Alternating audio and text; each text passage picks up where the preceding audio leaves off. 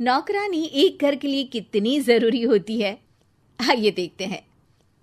अरे बहू, ये देख, सारा साबुन बर्तन में रह गया। ये नौकरानी कोई काम नहीं करती, गंदा काम करके चली जाती है और ढेर सारा पैसा ले जाती है। अरे मम्मी जी, उसने तो साफ किया ही था। मेरे ही हाथ से इस ग्लास में सर्फ गिर गया था।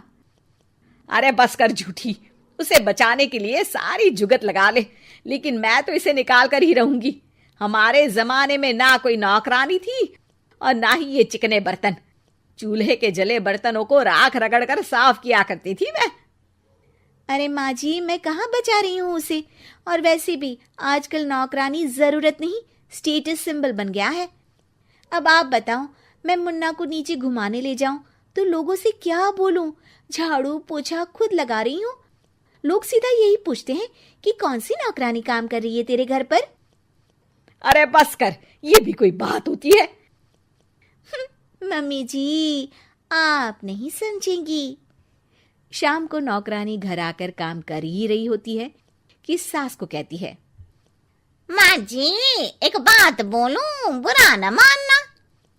अरे वैसे तो मुझे तेरी शक्ल ही पसंद नहीं है, बात क्या खाक पसंद आएगी। अरे माँ जी, सुन तो लीजिए क्या कह रही है। तो मैंने कौन सा उसका मुंह पकड़ लिया है? अरे माँ जी, वो लाल साड़ी पहनती हो ना, ना पहना करो। सास का गुस्सा अब तो 7वें आसमान पर होता है।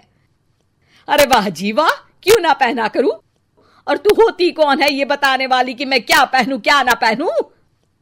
अरे माँ जी, पूरी बात तो सुन लो, वो बोलना क्या चाह रही है। अरे बुरा न मानो आंटी जी। अरे कौन है आंटी? अपनी उम्र देखी है तूने? 2-4 साल ही छोटी होगी मुझसे और मुझे आंटी बोल रही है। बहू सर पर हाथ रख लेती है। अरे अच्छी खासी उम्र दराज हो और आंटी ना बोलूं?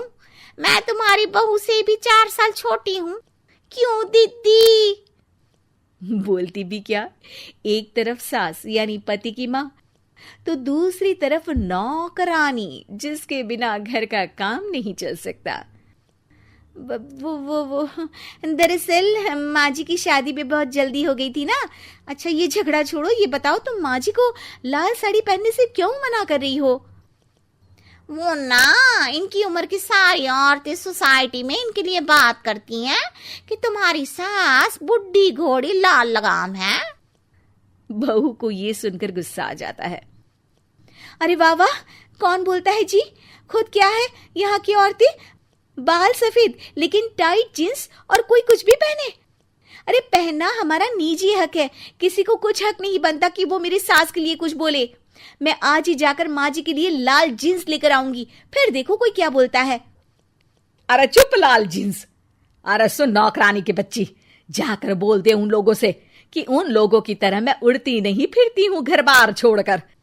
अपने बच्चों और नाती पोतों में मन लगाती हूं, ना कि सारा दिन ताश के पत्तों में आंख गड़ाकर 3 पत्ती खेलूं। नौकरानी वहां से चली जाती है।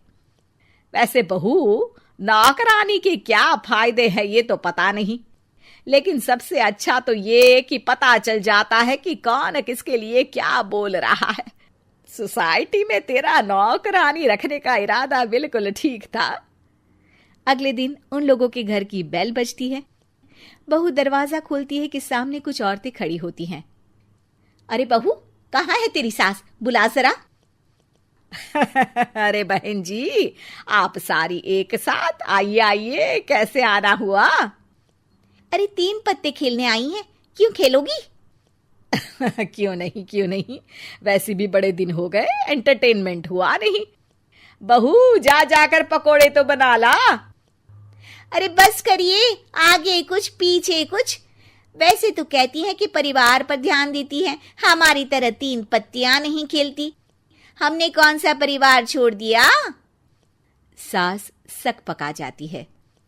अब ये किसने कहा? मैं तो कहती हूं कि मैं भी थोड़ा बाहर निकलूं।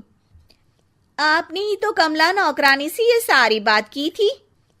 सास और बहू को अब सारी कहानी समझ आ जाती है कि सोसाइटी की औरतें क्यों भड़क रही हैं।